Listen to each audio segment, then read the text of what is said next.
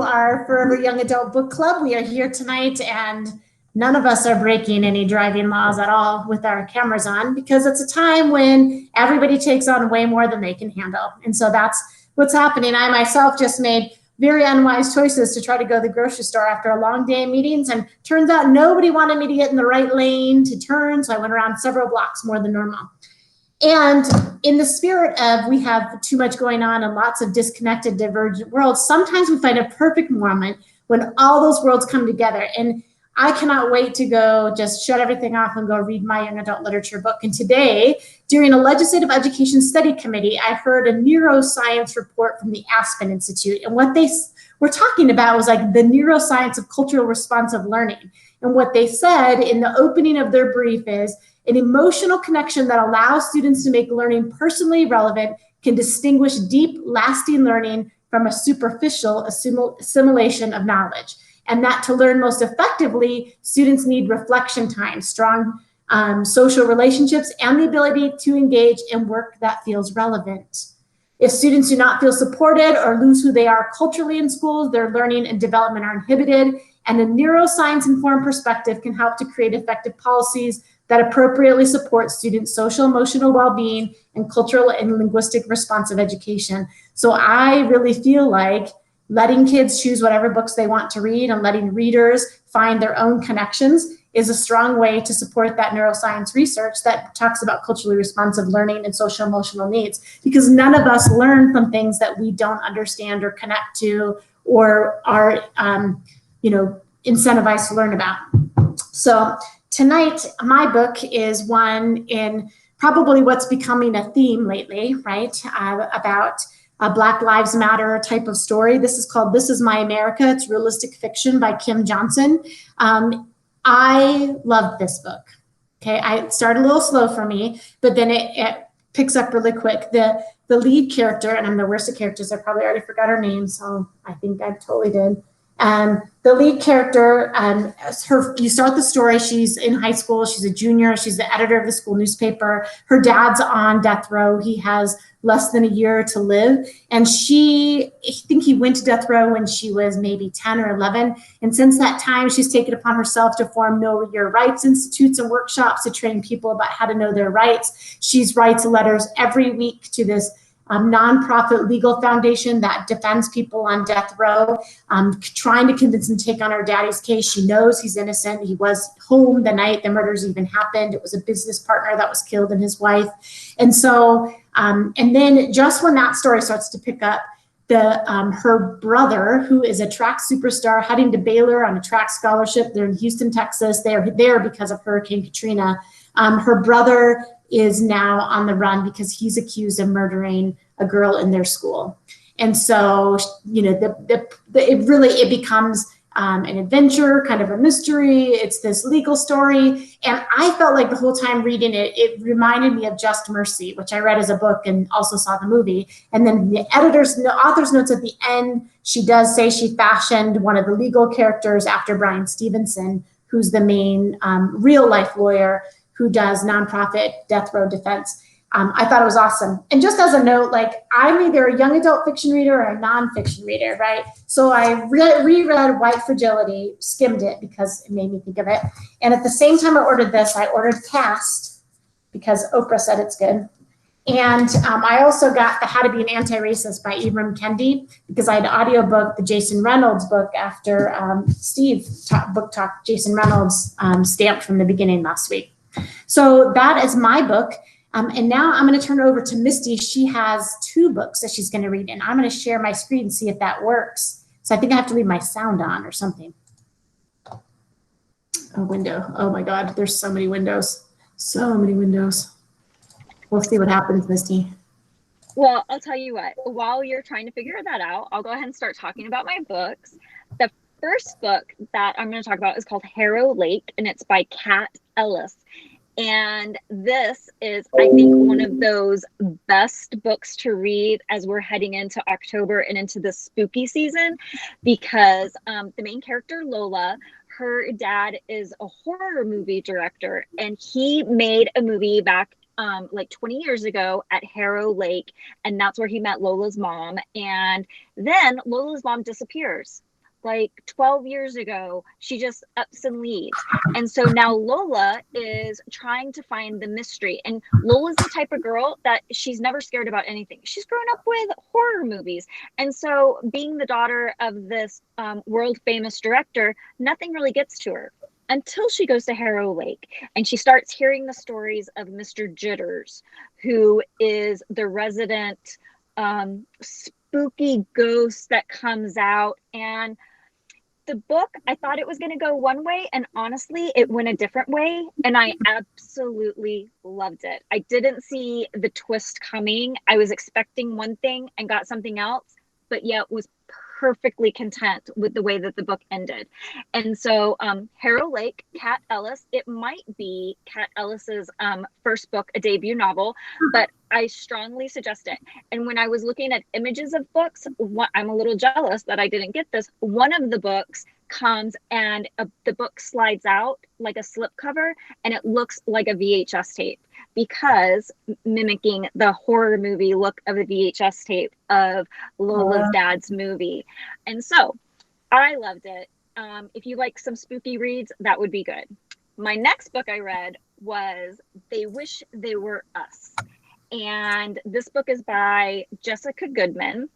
And if you have read anything by Karen McManus, if you like One of Us is Lying, One of Us is Next, Two Can Keep a Secret, these mystery type books, even if you like the Truly Devious series by Maureen Johnson, you'll like this book.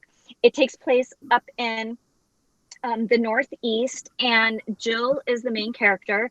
And when Jill was a freshman, her best friend was murdered by her best friend's boyfriend. And throughout high school, she goes to a very posh, very exclusive prep school, and she's one of the players. So it's a secret, not so secret club where they are the students, like the 8 selected students who get all the best grades. They have all the best clothes. Everybody wants to beat them, to be them, not beat them, be them. And what happens is Jill is given some doubts about what happened to her best friend when she was in 9th grade. And so Jill starts kind of breaking apart from the players and kind of breaking the stereotype that's been set for her and that has been pushed upon her, even by her family and by her friends. And she starts to think that there might be more to life than just being one of the players. I really liked it. It's a mystery. I love mysteries. I'm hoping that there seems to be a few new mysteries coming out in YA. And so I'm hoping that this is the beginning of a new journey of we're going to have just a preponderance of mystery novels in YA for us to read and devour. But those are our books. I totally recommend them.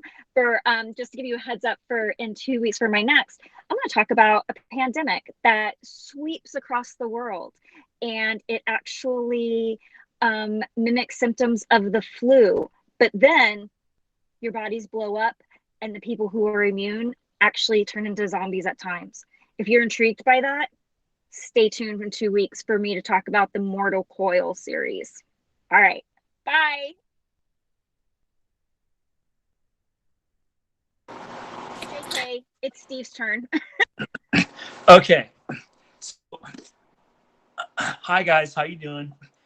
First book I'm going to talk about tonight is to continue on the themes and stuff and authors that Heather brought up. It's another Jason Reynolds book, When I Was the Greatest.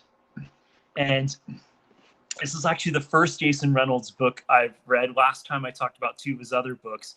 And what drew me to this book was 2 things. One, some of the other members of book club had been talking about Jason Reynolds. And I'm sorry, it's not the first one. I did read the Stamped from the Beginning book that he helped to bridge the young adult version with Ibram Kendi. So this is technically the second Jason Reynolds book I read. But the other ladies in the club were raving about Jason Reynolds, and I saw this book. So the author name and this cover interested me because there is a crocheted like a knitted actually gun And I was like, that's weird. And I loved this book. It's about another young African American kid growing up in a rough neighborhood. His name's Ali, and he makes friends with this guy Noodles, who becomes his best friend. And Noodles has like a worse circumstance than Ali does, because Ali's a little more, his family's a little more struggling, working class, but Noodles his family has more problems and he's harder off. But one thing that's cool is how Noodles gets his nickname. And then Noodles also has a younger brother, Needles. And they got these nicknames by Ali's younger sister. And I don't want to spoil too much for you, but basically Needles, the brother of Noodles, he has Tourette's. And if you don't know what that is, it's kind of a neurological impulse thing where you have nervous tics and work things out kind of uncontrollably. And it's something that a lot of people, if they have it when they're younger, it kind of tapers off into adulthood. And some adults still have it full blown, but it's actually something that I had a little bit as a young kid, and as I grew into adult, symptoms kind of wore off, and I was able to kind of control my nervousness and things like that. So I kind of connected to that aspect of the character. But he's called Needles because Ali's mom, gives him two needles and some yarn, and like helps him knit. So to get his mind on a physical activity instead of boarding things out. And it's pretty cool. So the younger sister of Ali calls him Needles. But really it's just a story about Ali and Noodles and their friendship, and kind of a simple premise. They're two young kids who, want to meet girls and go to this cool party in the neighborhood. But then, the way that Noodles treats his brother Needles because of his disorder, it just kind of causes a rift in their friendship. But of course, like every other Jason Reynolds books I've been talking about, it really is about what it's like for a lot of young Black males growing up in America and stuff. That's also in there too.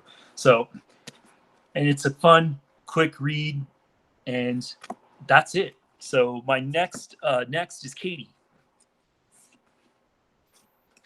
Hello, friends. I made it. I was not one of those people breaking the law and driving with my phone, because I was meeting a student, getting supplies in order to, best support our kids in success in this digital crazy land that we have. But I am here and I'm ready. I'm going to share my screen. I'm going to talk about my first book for the evening, called The Babysitter's Coven by Kate Williams. It goes along with Misty's book that we are getting into spooky season. We're getting here for the scary things. I love scary movies. I love all kinds of scary movies. I love scary books. And I especially love slasher movies. That cheesy sort of no sense, and it's so silly and you just love it. And The Babysitter's Coven by Kate Williams does just that. The main character's name is Esme. Esme and her best friend Janice are the misfits of their school. They're sort of the outliers. They shop at the thrift stores and have these really sort of artiste outfits they plan every day. And one day in Esme's, who's our main character's gym class, she's getting a dodgeball thrown at her face by the bully, and all of a sudden, Esme stops it midair and sends it straight back. There's a couple more incidents. I don't want to tell you what they are, but Esme learns that she's got telekinesis. So this magic starts to show up even more in this book. She meets a girl named Cassandra. Cassandra also has a kinesis power. So Cassandra's a little bit of a loose cannon and starts to help Esme figure out what all this magic means. So it's cheesy. It's written by somebody who is definitely familiar with the language of 2020 and teenagers. There's, clapbacks. There's talking about sending snaps. There's talking about things are silly AF, if you know what that means. And it was just super fun. to read. It was spooky with the magic elements. There's a bad guy. There's demons that show up. There's a mom who is sick and comes to help the day. There's best friends. There's girl power. Everything you could want in a spooky season book that's just tons of fun to read. 5 out of 5. Will absolutely be reading the sequel, For Better or Cursed, in December. And there you go. That's my first book of the evening, The Babysitter's Coven. And I will pass it on to whoever's next. I'm so sorry I don't have the order, but whoever is next. Hey everyone, Amanda here. I am back. I know I was gone and I'm sorry. Before I begin, I just want to say a big thank you, a big shout out to all of the teachers and students who are working so hard right now. Like, guys, this is rough. And I think we all know that it's rough, but we see you. You are killing it. Keep up the great work. Yeah, we can do this. We can get through it together. But I'm here tonight to talk about Strange the Dreamer. Strange the Dreamer is awesome. So the thing about fantasy is I only really like fantasy if the author can create a world that I can really immerse myself in, a really vivid world. And Taylor does a great job of creating that for Strange the Dreamer. So Strange the Dreamer is about a guy named Laszlo Strange, and he is an orphan, but he becomes, but he also becomes a librarian. And the thing that Laszlo loves is he is obsessed with the lost city of Weep. And so he spends his time as a librarian looking up everything he can about the lost city of Weep that was lost to the world over 200 years ago, and nobody knows why. And so Laszlo is not the kind of person that goes searching for the city, though. He is not your brave warrior. Instead, he is a bookworm. He is a librarian. He is, and as great as librarians are, and as brave as some of them are, that is not who Laszlo is. However, all of a sudden, in his lap becomes an opportunity to go find Weep and to join the ranks of the God Slayer and his group of epic warriors. And Laszlo joins, not as a warrior, but as an expert on Weep. And as Laszlo joins and they begin their journey to Weep, his dreams become surrounded around a blue goddess named Sarai. And the book is written from both her perspective and his perspective and how their worlds collide. And I don't want to give away too much more because it is full of mystery and adventure and love. And it is just a beautiful world that is created. And there is one other book in the series. It's a 2-book series, and it is just perfect. It is such a great book. So I highly recommend it. And now I'm going to pass it right up back to Steve, I believe. Thank you, guys. Have a great night. Okay. To continue on, again, to connect to Heather, when she talked about her book, she also mentioned some other books on anti-racism or race theory and stuff. So I just want to mention, here's a good one. So you want to talk about race, which I read a month or two ago by Ioma Oluo. I hope I said her name right. But this is a great introductory text on basic race theory. I think I highly recommend this. And then more of a young adult spin. This book is anti-racist, and its approach is sort of a how-to, especially geared towards young people and young people of color, to talk about race and combat racism in their daily lives. Really good. And that does relate to my next book in a way, because it is the graphic novel Superman Smashes the Klan.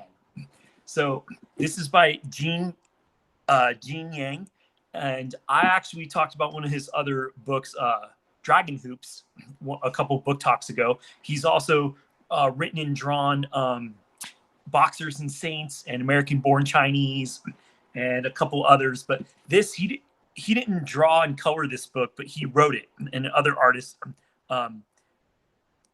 did the art for it. This is great.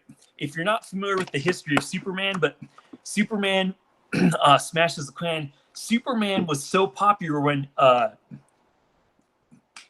in the 1938, I believe, is when the first first Superman comic came out, and then into the 40s, just Superman blew up in America, and millions of comics blew up. Those like the golden age of comics, right? When millions of comics were being published and read a week by everybody, all kids and everybody in America. So Superman took off, got his own TV show. Actually, before the TV show, he had a radio show. And the first radio show for the Superman story was Superman taking on the Ku Klux Klan. So Gene Yang wrote this great graphic novel, like basing it on that original radio show of Superman. And this is like 1946, right after World War II.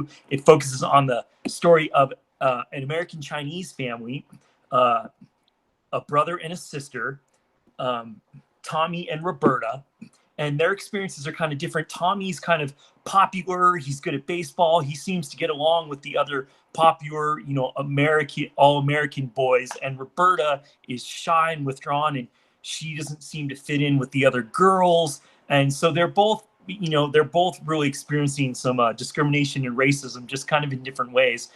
With Tommy, it's a little more subtle because he's good at sports, so he seems to be accepted. Roberta, she's shy and she's different from all the other, girls at her school, so she's experiences her discrimination a little more overtly. But how Superman ties into this story as well, the Ku Klux Klan, that's based on his a lot of his historical facts, is starting to come out and terrorize communities in their town. And Superman, how it ties into Superman is this is like Superman early in his story, where he is discovering his roots. Because if you know the Superman story, Superman, he's an alien from another planet.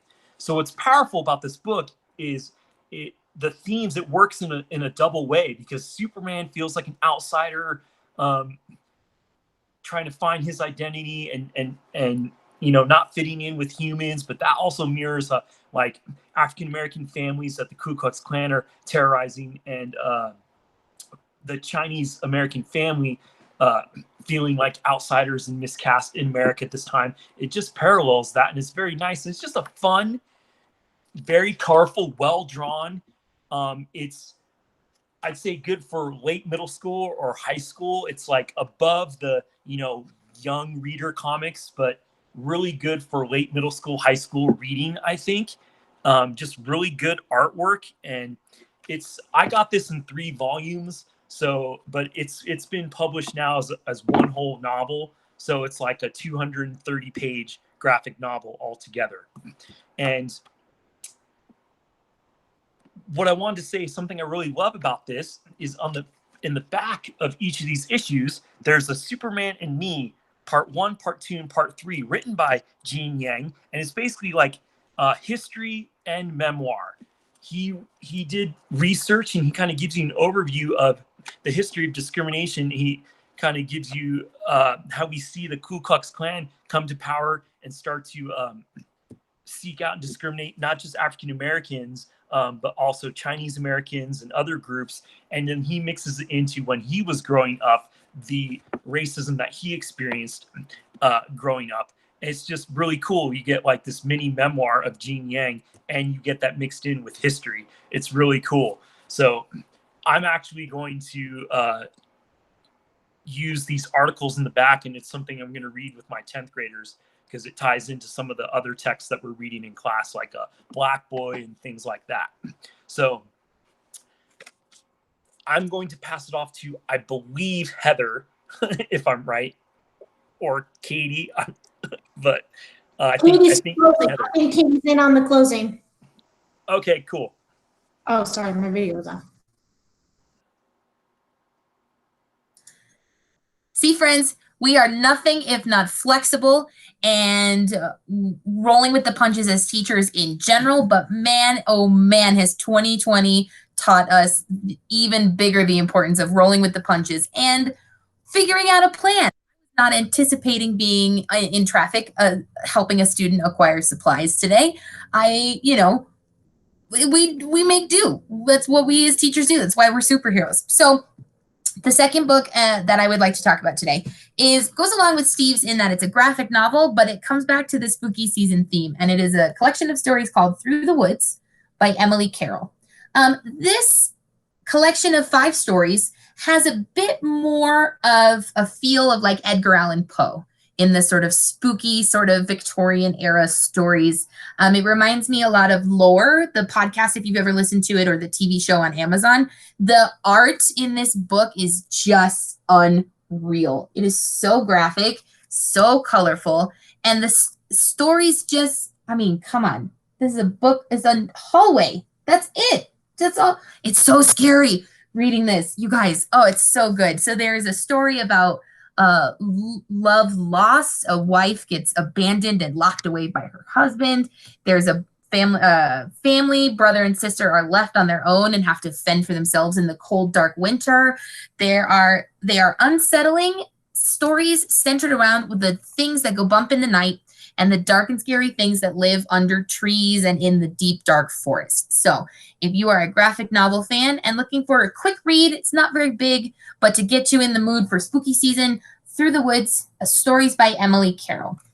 So I believe I'm closing it out tonight, wrapping it up. So it's so good to see everybody. Thank you so much for continuing to tune into our little book talk channel.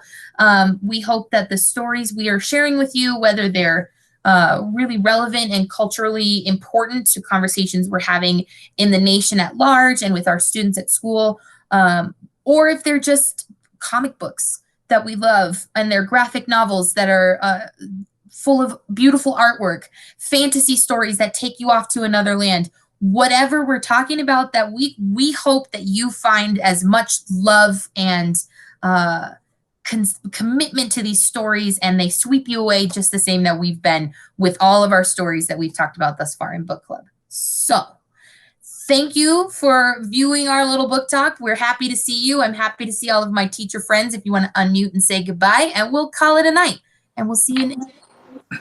Goodbye. Good night. Keep Bye. reading. Take a break Yeah. from the screens and get some book time in. Yes. Bye, everyone.